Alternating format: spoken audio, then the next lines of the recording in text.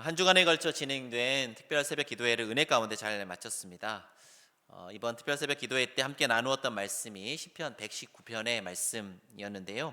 시편 119편을 통해서 말씀의 길을 걸어가는 자에게 주시는 은혜와 복이 무엇인지, 그리고 말씀의 길을 올곧게 걸어가기 위해 필요한 것은 무엇인지 함께 살펴보면서 올 한 해 온전히 말씀에 붙들려 말씀의 길, 순종의 길을 신실히 걸어가겠노라, 그렇게 결단하는 시간을 가졌습니다. 시편 119편은 한 사람이 얼마나 말씀을 사랑할 수 있는지를 여실히 보여주는 아주 위대한 노래입니다. 그리고 시편 119편은 176절로 되어 있는데 176절이 된 이유는 22개의 알파벳을 가지고요. 알파벳 다 초성이 알파벳이 다 그 문장의 앞에 오도록 배치가 되어 있습니다. 그런데 한 알파벳당 8절씩을 할애해서 22 곱하기 8을 하니까 176절이라고 하는 이제 엄청난 길이의 시가 탄생한 거죠. 그만큼 하나님 말씀을 사랑하는 마음을 담아서 지은 노래이고, 각 구절마다 하나님 말씀에 해당하는 그런 단어들이 나올 만큼 하나님 말씀을 깊이 묵상하고 말씀을 사랑하는 마음으로 지은 시가 시편 119편입니다. 시편 119편의 저자처럼 성경에 나오는 여러 인물들 중에서 하나님 말씀을 아주 사랑했던 인물들 꼽아보라면 몇 사람 꼽아볼 수 있을 것 같습니다. 일단 하나님께 율법을 받아서 이스라엘에게 전해준 모세가 또 대표적인 말씀의 사람이겠고요. 말씀이 꿀송일처럼 달다, 그렇게 고백했던 다윗 역시 대표적인 하나님의 말씀을 사랑했던 대표적인 사람이라고 할 수 있겠습니다.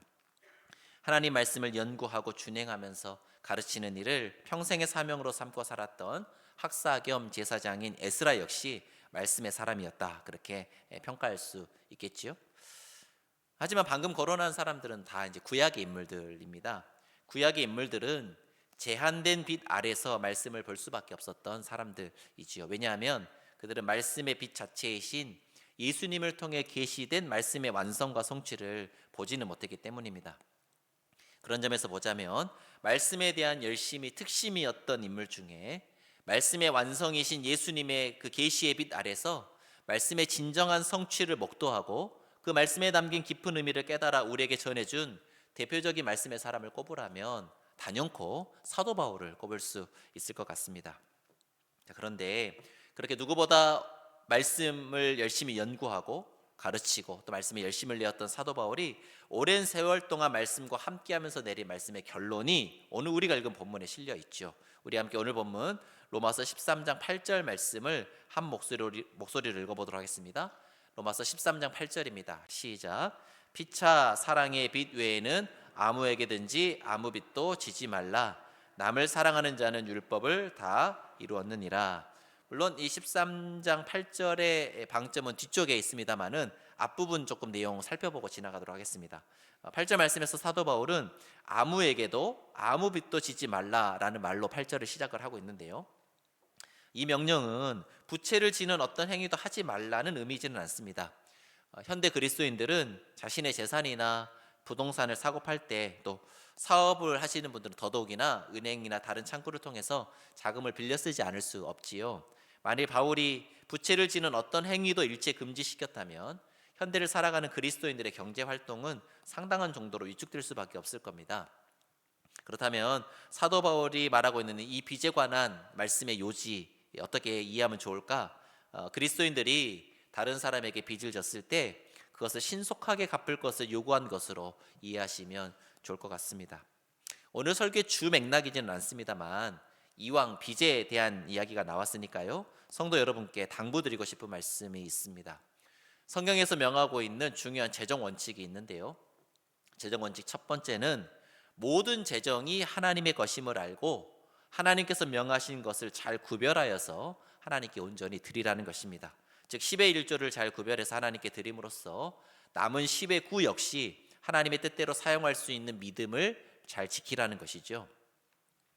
우리는 시간을 구별하여 드리는 예배 시간을 우리가 지킨다, 예배 시간 우리가 지킨다, 그렇게 생각하기 쉽습니다만은 저는 개인적으로 이 예배의 시간이 우리를 지킨다고 생각합니다. 우리가 예배를 지키는 것이 아니라 예배 시간이 우리를 지킨다, 저는 그렇게 생각합니다. 시간을 구별하여 드리는 이 예배 시간을 통해서 우리는 하나님의 자녀로서의 정체성을 분명히 되새기게 되고 한 주간의 삶을 하나님의 자녀답게 살아갈 수 있는 힘과 용기와 능력을 공급받게 됩니다. 그러니 내가 나에게 주어진 시간의 일부를 떼어 예배 시간을 지키는 것 같지만 실상은 예배 시간이 우리에게 주어진 모든 시간을 더 의미 있고 풍성하게 만들도록 우리의 시간을 지켜주는 것입니다. 마찬가지로 우리는 하나님께 10의 1조를 드림으로써 하나님께서 우리에게 주신 물질을 하나님의 뜻대로 바르게 사용할 수 있는 능력을 공급받을 수 있습니다. 우리가 10의 1조를 지키는 것 같아도 실상은 10의 1조가 우리의 물질 생활을 지키는 것이다, 그런 말씀입니다.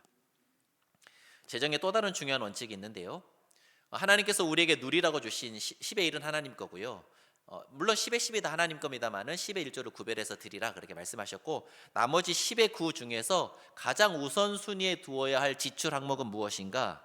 그것은 빚을 갚는 것입니다. 여러분, 빚에 대한 잘못된 통념 두 가지가 있습니다. 첫 번째는 한꺼번에 갚는다, 둘째는 목돈 생기면 갚는다입니다. 여러분, 이렇게 생각하면 빚을 갚기가 어렵습니다. 생각을 바꿔야 합니다. 빚은 푼돈으로 갚는다, 빚은 날마다 갚는다, 이렇게 생각하셔야 됩니다. 여러분, 빚을 크게 지고요, 빚을 큰 덩어리로 생각하게 되면요, 빚을 갚는 것을 포기하기가 쉽습니다. 여러분, 개그우먼 박미선 씨의 남편 이봉원 씨가 사업을 많이 해가지고요, 빚을 많이 졌습니다. 그런데 이봉원 씨가 그러더래요. 그런 마음에 들더래요. 누군가 뭐 얼마를 해달라, 아니면 뭐 돈을 써야 될 때 있을 때, 아니면 회식 자리에 가가지고 빚이 한 100억 정도 빚을 지고 있다고 해볼까요? 근데 회식 자리에 가가지고 한 50만 원, 100만 원을 이봉원 씨가 막 쓰는 거예요. 빚은 100억이 있다고 치면. 여러분, 왜 그러냐면요, 어차피 10억, 100억 빚지고 거기에 50만 원, 100만 원 더 빚져봤자야 이런 생각이 드는 겁니다. 10억, 50만 원이 10억이든지 10억 50만 원이든지 10억 100만 원이든지 거기라는 생각이 드는 거죠. 여러분, 그러면요, 절대 빚을 갚을 수가 없어요. 빚을 대할 때는 절대 기죽지 말아야 합니다. 빚 큰 덩어리를 보시지 말고 빚을 쪼개서 보십시오. 빚을 쪼개서 내가 한 달에 갚을 수 있는 금액을 정하십시오. 그리고 매달 그 금액만 바라보시면 됩니다. 그 금액을 헌금 다음으로 우선해 두고 매달 성실히 갚아가시면요, 빚의 규모가 줄어들기 시작합니다. 그리고 언젠가 반드시 빚을 갚을 수 있습니다. 한 가지 더 당부의 말씀을 드리면, 은행이나 다른 지인들에게 돈을 빌리는 것은 얼마든지 무방합니다만, 가능한 우리 한강교회 성도들 간에는 돈 거래를 하지 않으시면 좋겠다 싶습니다. 왜 이 말씀을 드리냐면, 교회 공동체 안에서 성도들 간에 돈이 오갈 때 사탄이 틈탈 수 있는 빌미가 생기기 때문입니다. 혹시 이미 교회 성도님들에게 돈 빌리신 분 계시다면요, 앞에서 말씀드린 그 방법을 따라서 빚을 잘 갚아 나가시기를 바랍니다. 우리 옆 사람과 이렇게 인사하면 좋겠습니다. 하나님의 것을 잘 구별하여 드립시다. 이렇게 인사해 볼까요? 네, 한 번 더. 사랑의 빚 외에는 아무 빚도 지지 맙시다. 네, 감사합니다. 여러분, 사도 바울은 아무에게도 아무 빚을 지지 말라, 빚을 졌다면 신속히 갚으라, 그렇게 교훈하고 있는데요. 하지만 이것이 8절 말씀의 주된 포커스이지는 않습니다. 8절의 포커스는 다른 모든 빚은 져서는 안 되지만 우리가 반드시 져야만 하는 빚도 있다는 거예요. 그 빚이 뭐라는 겁니까? 사랑의 빚이라는 겁니다. 여러분, 왜 바울은 사랑을 빚이다 그렇게 표현을 하고 있을까? 여러분, 빚은 내가 없는 것, 내게 없는 것을 다른 누군가로부터 꾼 것이 빚 아닙니까? 여러분, 꾼 것이기 때문에 반드시 뭐 해야 합니까? 갚아야 하는 것입니다. 여러분, 그러니까 사랑은 사도 바울 입장에서 보면 뭐 해야 되는 거예요? 갚아야 하는 거라는 거예요. 갚아야 하는 거다. 여러분, 바울은 그러면 무엇을 염두에 두고 이 사랑을 빚, 곧 갚아야 하는 것이다 라고 한 걸까? 1차적으로 바울이 염두에 두고 있는 것은 자신의 생명을 구원하신 하나님의 사랑을 염두에 두고 사랑을 빚이다, 그렇게 이야기하고 있습니다. 바울은 로마서 6장 23절에서 죄의 삭은 사망이다, 그렇게 선언하고 있는데요, 죄를 짓고 사형 선고를 받아서 꼼짝없이 죽어야 하는 나를 대신해서 누가 죽으신 겁니까? 예수 그리스도께서 죽으셨지요. 그러니 나는 예수님께 무슨 빚을 진 겁니까? 생명빚, 목숨값을 빚진 겁니다. 여러분, 왜 예수님께서 나를 대신해서 십자가를 지시고 죽임을 당하셨습니까? 나를 사랑하시기 때문에 십자가를 지신 겁니다. 로마서 5장 8절에서 사도 바울은 그리스도께서 우리를 위하여 죽으심으로 하나님께서 우리를 향한 당신의 사랑을 뭐 하셨다?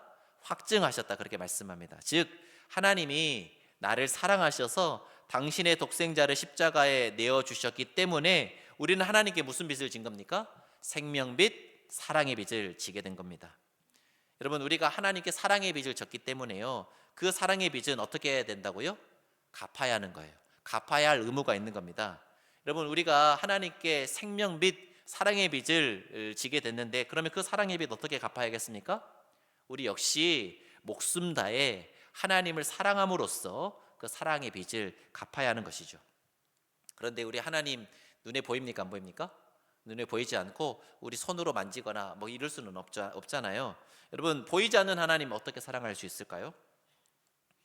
여러분, 하나님을 사랑하는 방법 한 가지가 있습니다. 그것은 바로 하나님의 말씀에 순종하는 것입니다. 우리 함께 요한복음 14장 15절 말씀을 좀 찾아서 읽어보면 좋겠습니다. 신약성경 172쪽에 기록되어 있는 요한복음 14장 15절. 여러분, 오늘 본문 로마서 말씀 표시해 두시고 요한복음 14장으로 가셔서 거기 펴놓으시면 되겠습니다. 왜냐하면 그 다음에 요한복음 13장 말씀도 또 읽을 거거든요. 그러니까 요한복음 14장 펴놓으시고 14장 15절 말씀, 신약성경 172쪽 요한복음 14장 15절 말씀을 우리 함께 찾아서 읽어보도록 하겠습니다. 요한복음 14장 15절 말씀 찾으셨으면 한 목소리로 읽겠습니다. 시작. 너희가 나를 사랑하면 나의 계명을 지키리라. 아멘. 우리가 하나님을 사랑하면 마땅히 무엇을 지킨다고요? 하나님의 계명을 지킨다는 겁니다. 즉 말씀을 지킨다는 거죠. 여러분, 그렇다면 우리가 지켜야 할 그 계명은 무엇일까? 하나님을 사랑하기 때문에 우리가 지켜야 할 그 계명은 무엇일까? 우리 요한복음 13장 34절 35절, 조금 앞으로 오셔서 요한복음 13장 34절 35절 말씀을 우리 한 목소리로 읽어보도록 하겠습니다. 요한복음 13장 34절 35절 함께 있습니다. 시작. 새 계명을 너희에게 주노니 서로 사랑하라. 내가 너희를 사랑한 것 같이 너희도 서로 사랑하라. 너희가 서로 사랑하면 이로써 모든 사람이 너희가 내 제자인 줄 알리라. 아멘. 여러분, 우리가 지켜야 할 계명 곧 하나님의 말씀 뭐라는 겁니까? 서로 사랑하라. 이것이 우리가 지켜야 할 하나님의 계명이라는 겁니다. 여러분, 서로 사랑하는 것이 계명을 지키는 것이고 그것이 바로 보이지 않는 하나님을 사랑하는 것이라는 거예요. 여러분, 동일한 말씀 신약성경 392쪽 요한일서 4장 20절 21절에도 동일한 말씀이 기록되어 있는데 제가 읽어드리겠습니다. 누구든지 하나님을 사랑하노라 하고 그 형제를 미워하면 이는 거짓말하는 자니 보는 바 그 형제를 사랑하지 아니하는 자는 보지 못하는 바 하나님을 사랑할 수 없느니라. 우리가 이 계명을 주께 받았나니 하나님을 사랑하는 자는 또한 그 형제를 사랑할지니라. 아멘. 여러분, 보이지 않는 하나님을 사랑하는 방법 뭐라고요? 보이는 형제를 사랑하는 게 보이지 않는 하나님을 사랑하는 방법이라는 겁니다. 그것이 하나님께서 우리에게 주신 계명이라는 거죠. 사랑하는 성도 여러분, 우리는 하나님께 생명빚, 사랑의 빚을 진 자들입니다. 따라서 우리는 마땅히 하나님께 그 사랑의 빚 갚아야 하는데요. 여러분, 보이지 않는 하나님께 그 사랑의 빚을 갚을 수 있는 유일한 길 무엇 하는 거라고요? 눈에 보이는 형제를 사랑하는 것이라는 겁니다. 우리 옆 사람, 이 말씀 듣고 난 다음에 옆 사람 보면 조금 달리 보일까요? 우리 옆 사람 한번 보실까요? 어떻습니까? 사랑스럽습니까? 우리 옆 사람 보면서 이렇게 인사하도록 하겠습니다. 당신 얼굴을 뵈니 하나님 얼굴 뵙는 것 같습니다. 네, 옆에 사람 얼굴에서 하나님 얼굴이 보이면 여러분 성공한 겁니다. 네, 한 번 더 이렇게 인사하겠습니다. 주님 사랑하듯 당신을 사랑하겠습니다. 이렇게 인사해 볼까요? 네, 약간 소리가 줄어들었어요. 그럼 두 번째, 사도 바울이 사랑이 빛이라고 했을 때 염두에 두고 있는 또 다른 하나가 무엇인가 하면요, 하나님께서 자신을 복음 전도자로 불러주신 복음의 사명을 염두에 두고 사랑이 빛이다, 그렇게 이야기한 겁니다. 여러분, 복음 전도의 사명과 관련해서 사도 바울이 가지고 있었던 부채의식이 잘 표현된 구절이 로마서 1장 14절 15절인데요 우리 함께 찾아볼까요? 로마서 1장 14절 15절 말씀, 신약성경 239쪽에 기록되어 있는 로마서 1장 14절 15절 말씀.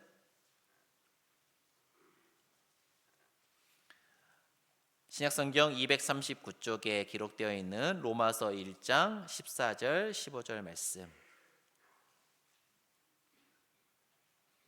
신약성경 239쪽 로마서 1장 14절 15절 말씀 찾으셨으면 우리 함께 읽어보도록 하겠습니다. 시작. 헬라인이나 야만인이나 지혜 있는 자나 어리석은 자에게 다 내가 빚진 자라. 그러므로 나는 할 수 있는 대로 로마에 있는 너희에게도 복음 전하기를 원하노라. 여러분, 헬라인이나 야만이나 지혜 있는 자나 어리석은 자에게 다 내가 어떤 사람이라고요? 빚진 사람이라는 겁니다. 여러분, 헬라인, 야만인, 지혜 있는 자, 어리석은 자는 사도 바울이 복음을 전해야 할 사람들, 특별히 이방인들을 가리킵니다. 그런데 사도 바울은 바로 그들에게 자신이 빚을 지고 있다 그렇게 말하고 있지요. 무슨 말인가 하면 사도 바울은 예수님을 믿는 사람들을 유대교의 정통 야훼 신앙을 더럽히는 나사렛 이단으로 여기면서 그들을 박멸하는 일을 사명으로 알고 교회를 박해하는 일에 앞장섰던 그런 사람이었습니다. 그런데 그런 그가 다메섹에 있는 그리스도인들 붙잡기 위해 가던 길 도중에 그 다메섹 도상에서 부활하신 예수님을 만나게 되었고, 그래서 예수님의 십자가 죽으심에 담긴 하나님의 놀라운 사랑을 깨닫고 회심해서 그리스도인이 되었죠. 네, 그런데 사도 바울은 그렇게 다메섹 도상에서 회심한 이후에 그냥 단순히 회심하고 하나님이 나를 사랑하시는가 보다 그 정도 알고 만 것이 아니라 하나님께로부터 온 사명 하나를 받습니다. 그 사명의 말씀이 기록된 게 사도행전 9장 15절인데 제가 읽어드리겠습니다. 주께서 이르시되 가라, 이 사람은 내 이름을 이방인과 임금들과 이스라엘 자손들에게 전하기 위하여 택한 나의 그릇이라. 사도 바울은 자신이 이방인과 임금들과 이스라엘 자손들에게 예수 그리스도의 복음을 전할 그릇으로 택함 받았음을 알고 난 다음에 어떤 마음을 갖게 되었는가? 이런 것입니다.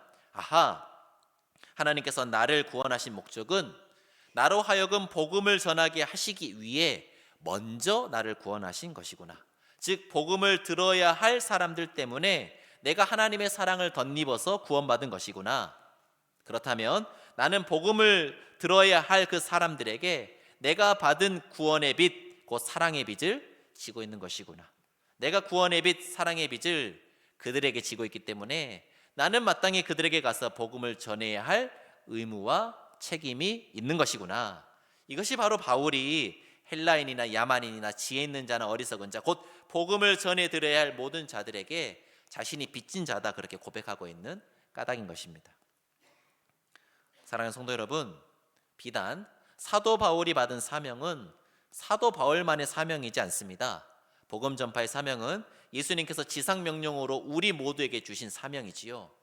그렇다면 사도 바울이 복음을 들어야 하는 자들에게 구원의 빚, 사랑의 빚을 진 것처럼 먼저 믿은 우리 역시도 앞으로 복음을 전해 듣고 믿게 될 자들에게 우리가 받은 그 구원과 사랑에 대해서 빚을 지고 있는 것입니다. 그렇다면 어떻게 그 빚을 갚아야 할까요? 우리 역시도 사도 바울처럼 우리가 거저받은 그 사랑, 그 복음의 비밀을 그 사랑이 필요한 자들, 그 복음을 들어야 할 자들에게 흘려보내야 하는 것입니다.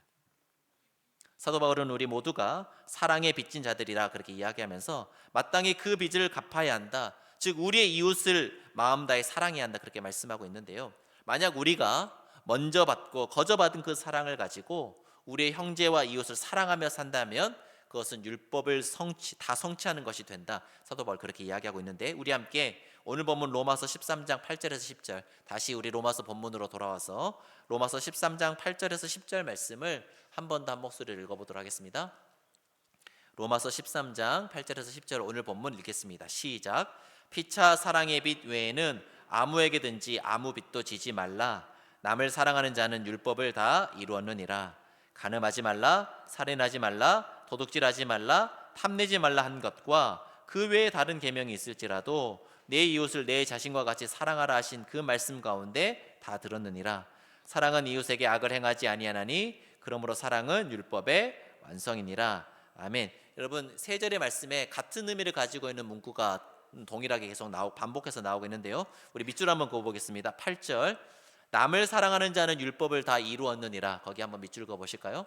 남을 사랑하는 자는 율법을 다 이루었느니라. 거기 밑줄 한번 그어보시고 9절에는 내 이웃을 내 자신과 같이 사랑하라 하신 그 말씀 가운데 다 들었느니라. 좀 길지만 다 밑줄 긋겠습니다. 내 이웃을 내 자신과 같이 사랑하라 하신 그 말씀 가운데 다 들었느니라. 거기 한번 밑줄 그어 보시기 바랍니다. 여러분 10절은 어디에다 밑줄 그으시면 될까요? 사랑은 율법의 완성이니라. 거기에다 밑줄 그으시면 되겠죠. 여러분 그러니까 사랑하는 자가 율법을 완성하는 것이고 성취하는 것이라고 하는 동일한 말씀을 지금 3번이나 반복해서 이야기하고 있는 겁니다. 여러분 그런데 여기서 짚고 넘어가야 할 표현들이 있는데요. 율법을 다 이루었다, 율법을 완성했다라고 하는 표현입니다. 여러분 성경을 연구하는 학자들, 특히 유대교 랍비들은 성경에 기록된 율법 조항이 무엇 해라라고 하는 긍정문 248개, 248개, 뭐뭐하지 말라는 부정문이 365개 이렇게 해서 토탈 613개의 조항이 있다 그렇게 이야기를 합니다.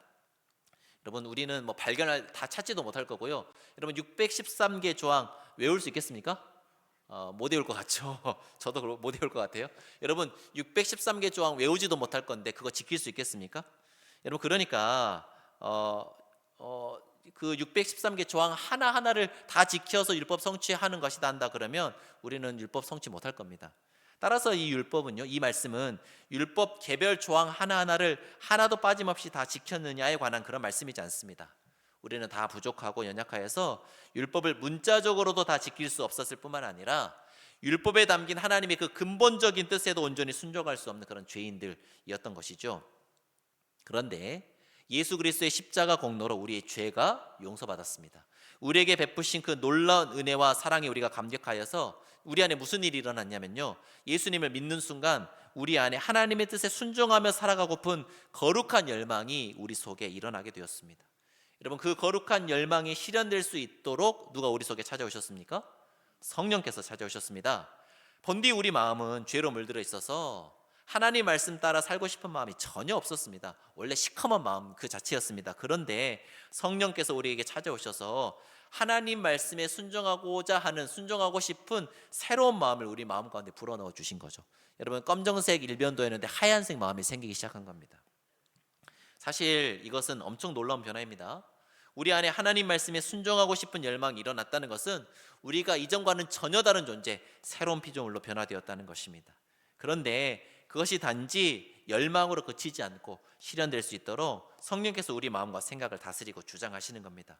본디 우리 안에 내재되어 있던 그 본성대로요, 우리가 걸어가야 할 그 말씀의 길에서 우리가 벗어나려고 하면요, 우리 안에 계신 성령께서 말할 수 없는 탄식으로 탄식하시기 때문에 마음에 뭐가 찾아오냐면 불편함이 찾아옵니다. 예전에 그 길 가는 게 뭐 전혀 이상하지 않았고 어색하지가 않았고 그냥 그 죄 짓는 것이 뭐 너무너무 자연스럽고 당연했는데, 근데 예수님 믿고 성령께서 마음 가운데 찾아오시니까요, 거기 가려는데 불편한 거예요. 마음에 찝찝함이 있고 뭔가 답답함이 있고. 여러분 그런 불편함 무시하고요, 죄 지어 보십시오. 그러면요 별로 즐겁지가 않습니다. 하지 말걸 막 이런 후회가 듭니다. 반대로 우리 안에 좀 착한 생각이 들어왔단 말이에요. 그래서 그 착한 생각 따라서 착한 일을 하려고 하는 그 거룩한 마음에 들면요, 우리 안에 계신 성령님께서 기뻐하시기 때문에 우리 마음도 즐거워집니다. 여러분 생각해 보세요. 여러분이 뭐 착한 일을 하려고 마음 먹잖아요. 그러면 내가 되게 대견하게 느껴져요.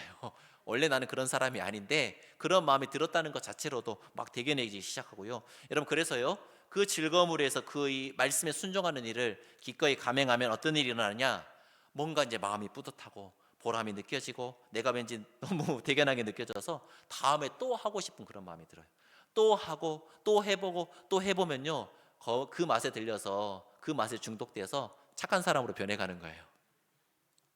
그렇게 우리 모두는 우리 속에 계신 성령님의 인도하심 따라 하나님이 기뻐하는 말씀의 길을 걸어갈 수 있는 존재로 새롭게 거듭난 것입니다. 하나님 말씀에 즐겨 순종할 수 있는 존재로 변화된 것, 그리고 점점 더 말씀에 대한 순종이 쉬워지고 즐거워지는 것, 그래서 내 마음에 원하는 그것을 하더라도 내 마음에 떠오르고 내 마음에 원하는 것을 하는데 그것이 하나님의 뜻에 배치되지 않고 오히려 하나님의 뜻을 이루는 것이 되는 경지에 이르게 되면요, 그것이야말로 율법의 성취, 율법의 완성이라 그렇게 부를 수 있는 것이죠. 여러분 그런데 앞에서 살펴본 대로 무엇이 율법의 완성이라고 했습니까? 사랑이 율법의 완성이라고 했죠. 여러분 남을 사랑하는 자가 율법을 성취한 자다 그렇게 말씀하고 있습니다. 그렇다면 남을 진심으로 사랑함으로 율법을 성취하는 자가 되려면요, 내 결심과 내 의지로는 부족하다는 거예요. 누가 도와주셔야 한다는 것입니까? 성령께서 도와주셔야 한다는 거예요. 여러분, 그래서 남을 사랑하기 위해서는요, 반드시 무엇을 해야 하느냐? 성령님의 도우심을 구해야 하는 겁니다. 다른 말로 하면 기도해야 하는 것입니다. 여러분, 저는 예수님을 닮아간다는 것을 사랑의 지경이 넓어진다, 확장되어 간다, 이렇게 표현하기를 좋아합니다. 예수님의 장성한 분량에까지 자라간다, 예수님의 사랑의 지경까지 내가 다다른다, 그렇게 표현하기를 좋아하는데, 여러분, 그런데요, 여러분, 사랑의 지경이 넓어지는 건 되게 쉽지 않습니다. 보통 우리의 사랑의 지경은 우리의 가족 바운더리 정도로 보통은 제한되어 있는데, 그건 넘어서서 내가 누군가를 진심으로 마음에 품고 사랑하려고 하면요, 사실 쉽지는 않습니다. 왜냐하면 우리는 사랑할 때, 여러분, 사랑하는 사람, 내가 좋아하는 사람도요, 잘 보세요, 사랑할 때 되게 이기적으로 사랑합니다. 내 만족과 내 유익을 구하면서 사랑하지, 완전 그 사람 위해서 사랑하는 사람은 별로 없어요. 여러분, 하물며 내가 사랑하기 쉽지 않은 사람들 사랑하는 것은 더더욱 어렵습니다. 여러분, 그렇기 때문에 누가 도와주셔야 하는 겁니까? 성령께서 도와주셔야 하는 겁니다. 여러분, 어떤 사람을 사랑하고자 한다면요, 무엇부터 하셔야 되냐면 기도부터 하셔야 되는 거예요. 기도의 지경이 그 사람에게까지 넓어져야 하는 것입니다. 일단 기도로 지경을 넓혀 놔야지 그 다음에 그 사람이 내 마음 가운데 들어오기 시작합니다. 여러분, 성령께서 내 마음을 변화시켜 주시고 내 마음의 폭을 넓혀 주셔야지만 여러분, 그 사람을 비로소 사랑할 수 있게 되는 거죠. 여러분, 그렇기 때문에 여러분, 일단 무엇부터 시작하셔야 된다고요? 기도부터 시작하셔야 되는 것입니다. 성령님께 내 마음을 맡겨드려야 하는 거죠. 성령님께 내 마음 내어드리면서 이렇게 기도하는 겁니다. 성령님, 저 사람 사랑하는 거 쉽지만은 않습니다. 내 안에는 그만큼의 사랑, 그만큼의 마음의 여유가 없습니다.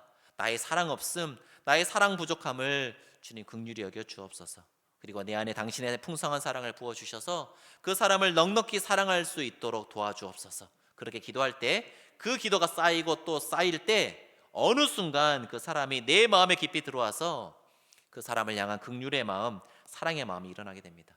그 마음이 점점 커지고 또 커져서 흘러넘치게 되면 그때 이제 비로소 그 사람에게 다가가서 그 사람의 필요를 채워주고 그 사람의 연약함을 보듬어안아주고 그 사람의 유익을 위해 섬기는 것이 기쁨이 되고 즐거움이 되는, 이전에는 상상할 수 없는 그런 놀라운 역사가 일어나게 되는 것이죠. 말씀을 정리하겠습니다. 우리는 지난 한 주간 하나님의 말씀이 우리 안에 풍성히 거하여서 우리가 말씀의 길을 온전히 걸어갈 수 있게 해달라, 그렇게 기도하는 시간을 가졌습니다. 그런데 오늘 본문은 우리가 걸어야 할 그 말씀의 길이 사랑의 길이다, 그렇게 말씀하고 있지요. 우리 모두는 하나님께 그리고 우리의 이웃들에게 사랑의 빚을 진 자들입니다. 우리가 먼저 받은 사랑, 우리가 거저 받은 그 사랑 나누고 흘려보내라고 부름받은 자들인 것입니다. 여러분, 올 한 해 어떻게 하나님의 사랑을 나누고 흘려보내며 살 것인가? 그 무엇보다 우리가 누군가를 사랑하기 때문에 할 수 있는 가장 위대한 일이 있다면 그것은 바로 그에게 우리가 받은 이 놀라운 구원의 은총을 그 역시 받아 누릴 수 있도록 그를 생명의 복음 가운데로 초청하는 일일 것입니다. 그래서 이 시간에는 우리 마음에 생명의 복음을 함께 나누기를 원하는 그 전도 대상자를 작정하는 시간을 갖도록 하겠습니다. 여러분, 부부의 사랑의 결실로요, 엄마 뱃속에 아이가 생기면 그 아이를 뭐라고 부릅니까? 태아라고 부릅니다. 태아라고 부르는 것처럼 여러분, 새로운 생명이 태어나려면 일단 엄마 뱃속에 태아가 들어서야 하는 것처럼 영적인 생명 역시 마찬가지입니다. 한 사람이 거듭나서 새로운 생명을 얻으려면 반드시 누군가가 그 사람을 마음에 품고 기도하는 일이 먼저 선행되어야 합니다. 그렇게 전도 대상자를 마음에 품었을 때 그 전도 대상자를, 뱃속에 있는 아이를 태아라고 부르는 것처럼 그 전도 대상자, 우리가 마음에 품은 전도 대상자를 태신자, 이렇게 부르는 것이죠. 여러분, 지난 주일에 광고 드렸던 것처럼 이번 신년 특별 새벽 기도회 기간 동안 태신자를 위해 혹은 태신자를 작정하기 위해 함께 기도하는 시간을 가졌는데요. 여러분, 중요한 것은 마음에 품고 기도하는 것입니다. 여러분, 지금 태신자 작정하고 이 해피데이라는 이름으로 1년간 진행하려고 하는 이 프로그램은 우리 교회 숫자 양적으로 늘리자고 하는 거 아닙니다. 여러분, 우리 교회 못 모시고 오신 여러분에게 꼭 모시고 오라는 부담도 드리고 싶지 않습니다. 여러분, 못 모시고 오실 분들 적으셔도 돼요. 미국에 있는 분도 적으셔도 되고, 여러분, 저 부산에 있는 분 적으셔도 됩니다. 여러분, 중요한 것은 여러분이 그분을 품고 기도하는 게 중요합니다. 일단 품고 기도해야지 생명이 태어난다니까요. 여러분, 하늘을 봐야 별을 따지 아무 생명의 역사도 우리가 품지도 않았는데 새로운 생명이 태어날 수는 없는 겁니다. 여러분 주보 속지로 뭐 넣어드렸냐면 태신자 작전 카드 넣어드렸습니다. 한번 들어보실까요? 태신자 작전 카드 있습니다. 여기 보시면요, 인도자 이름, 전화, 그리고 교구 순 이렇게 적도로 되어 있습니다. 그리고 난 다음에 여러분 마음 가운데는 전도 대상자, 꼭 이분은 복음 듣고 구원받았으면 좋겠다 싶은 그 사람의 이름을 적으시면 됩니다. 여러분 3칸 있는데 3칸 부담되면 1칸만 적으셔도 되겠고요. 아 뭐야, 나를 무시하는 거야? 3칸밖에 안 했어? 이런 분들은 하나 더 달라고 하시면 됩니다. 더 적으셔도 돼요. 여러분 그리고 그 밑에는 위에 적으신 이름 그대로를 적으셔서, 여러분 지금 저 따라하지 마시고, 따라하셔도 상관없겠네, 적으실 거니까. 여러분 가운데에 절지선이 있어서 아주 잘 뜯어집니다. 뜯어가지고요, 하나는 교회에다 제출하시고 하나는 여러분이 갖고 계시면서 잘 보이는 곳에 두시고 그분들을 위해서 매일 기도하시는 거예요. 이렇게 하시자라고 이거 나눠드린 겁니다.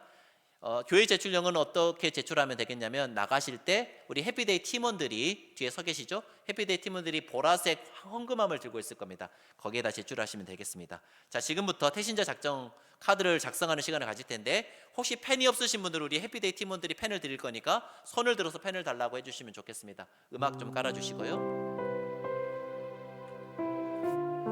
여러분 이분을 모시고 오라고 여러분에게 부담드리는 거 아닙니다. 품고 기도하자고 여러분께 권면을 드리는 겁니다. 일단은 적으시고 적고 난 다음에 기도하십시오. 그러면 하나님께서 반드시 구원해 주십니다. 여러분 전도를 내가 한다고 생각하니까 어렵습니다. 여러분 그렇게 대단한 사람 아니에요. 전도 여러분이 하는 게 아니라 하나님께서 그 사람을 반드시 구원해 주실 것입니다. 우리는 뭐 하면 됩니까? 품고 기도하고 기회가 있는 대로 그 사람에게 우리의 사랑을 흘려보내면 되는 것입니다. 그러면 그 영혼 구원은 누가 하시느냐? 하나님께서 하실 것입니다.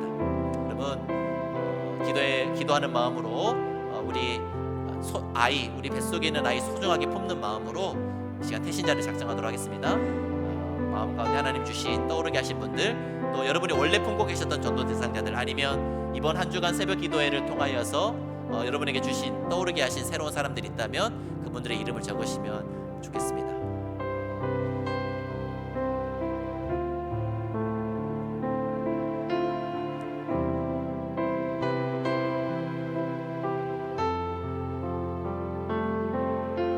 사랑하는 가족이 될 수도 있겠고요, 친구나 지인이 될 수도 있겠고, 직장 동료가 될 수도 있겠지요. 또 내가 계속해서 기도해 왔던 그 사람, 꼭 교회에 나왔으면 좋겠는데 완강하게 거절하고 있는 그 누군가일 수도 있을 것입니다. 여러분 일단은 이름을 적어서 기도하시면 좋겠습니다. 그러면 언젠가 하나님께서 구원해 주실 것입니다.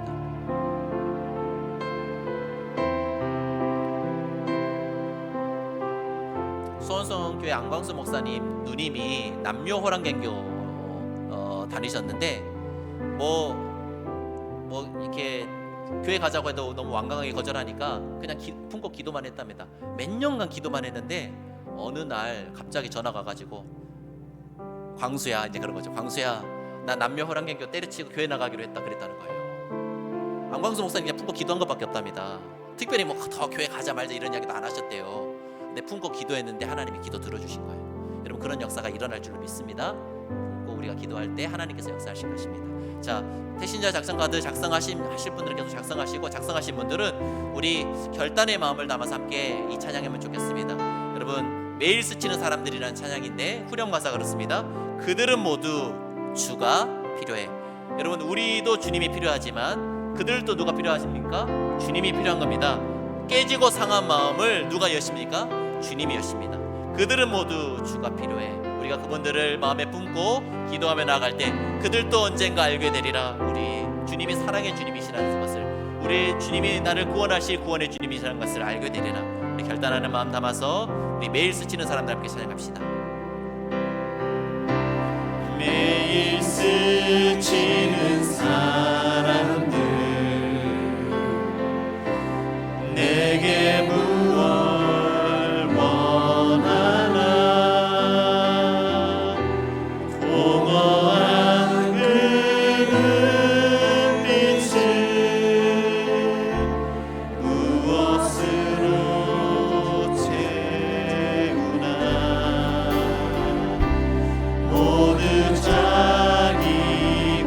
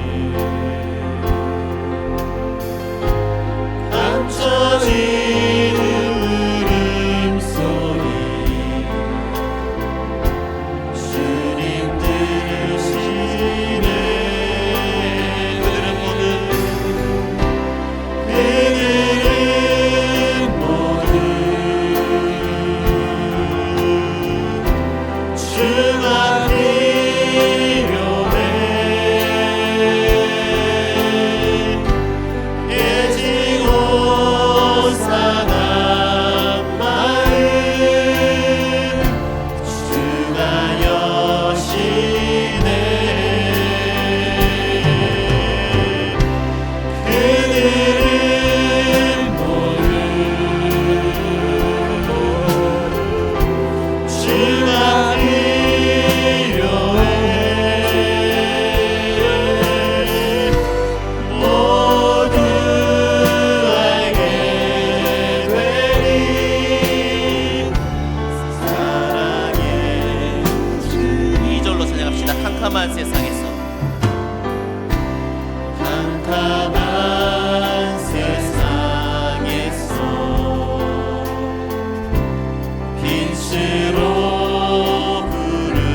부름받아 잃어버린 자들과 나누라고 하시네 주의 사랑으로만 살아갈 수 있네 우리가 나눌 때에 그들 알겠네 그들은 모두 주가 필요해 깨지고 상한 마음 주가 여시네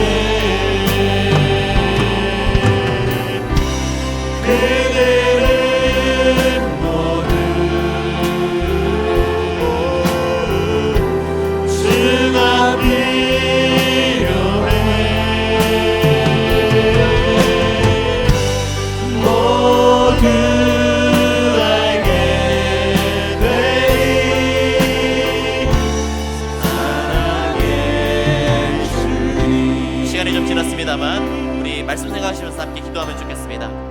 올 한 해 우리의 삶이 우리가 먼저 받고 거저 받은 그 사랑 나누고 흘려보내는 일에 열심히 내어 하나님 말씀 성취해가는 복된 한 해 될 수 있게 달라고 기도하며 나가도록 하겠습니다. 무엇보다 우리 안에 한 생명을 천하보다 귀하게 여기시는 주님 마음 부어주셔서 우리가 갚아야 할 그 사랑의 빚 잘 갚을 수 있는 참 사랑의 사람들 될 수 있게 달라고 기도하겠습니다. 특별히 오늘 우리가 작정한 태신자들을 위해서 기도하실 때 주님이 너무나 필요한 그들에게 주님의 은혜와 사랑 부어주셔서 그들의 마음이 열리게 하시고 그래서 복음에 담긴 하나님의 사랑 받아들이게 하셔서 구원받고 새 생명 얻어 하나님의 자녀답게 살아갈 수 있게 달라고 우리 마음에 품은 태신자들을 위해서 함께 기도하며 나가도록 하겠습니다. 말씀 생각하시면서 주님의 이름 한번 부르고 합심하여 기도합니다. 주여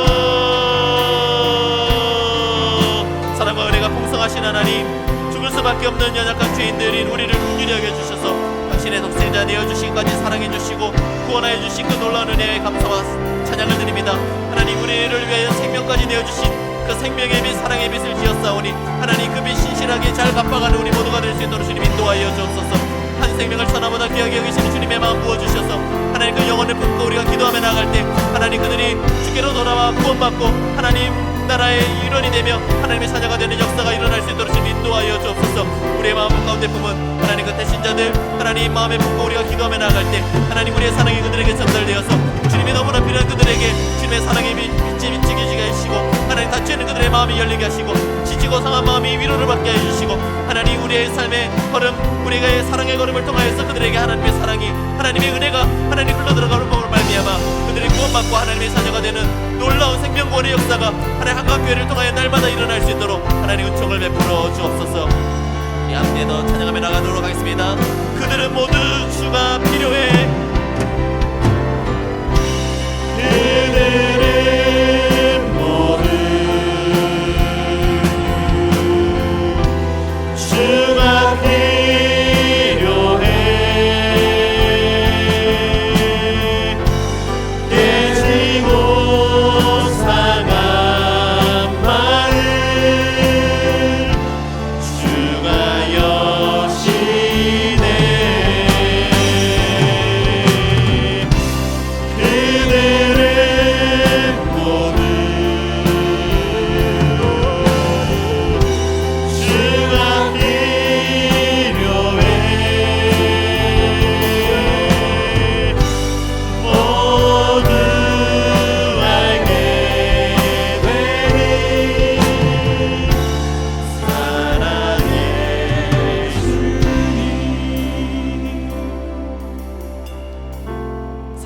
은혜가 풍성하신 하나님, 죽을 수밖에 없는 연약한 죄인들을 긍휼히 여겨 주셔서 당신의 독생자 내어 주시기까지 사랑하여 주시고 구원하여 주신 은혜 감사와 찬양을 드립니다.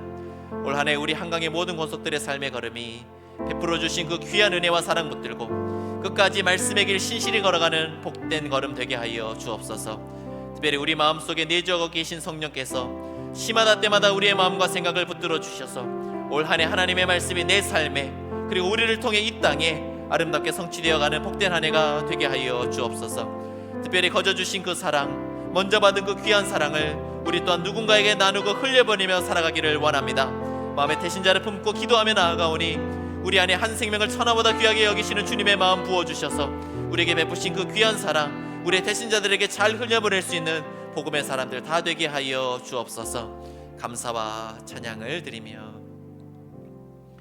이제는 우리를 위해 자신의 목숨까지 내어주신 우리 주 예수 그리스도의 은혜와 한 생명을 천하보다 귀하게 여기시는 아버지 하나님의 다음 없으신 사랑하심과 우리로 하여금 말씀의 길을 따라 사랑하며 살아갈 수 있도록 우리의 마음을 늘 새롭게 하시는 성령님의 감동 감화 위로 교통하심이 우리에게 베푸신 놀라운 사랑 늘 마음에 새기고 한 생명을 천하보다 귀하게 여기시는 주님의 마음 본받아 거저 주신 사랑, 먼저 받은 그 귀한 사랑을 나누고 베풀고 흘려보내며 살아갈 것을 결단하고 다짐하며 돌아가는 한강교회 성도님들 머리머리 위에와 그들의 가정과 일터 위에 특별히 주님이 생명값으로 사신 귀하고 복된 한강교회와 우리가 마음에 품은 태신자들 위에 이제로부터 영원까지 함께 하시길 간절히 축원하옵나이다. 아멘.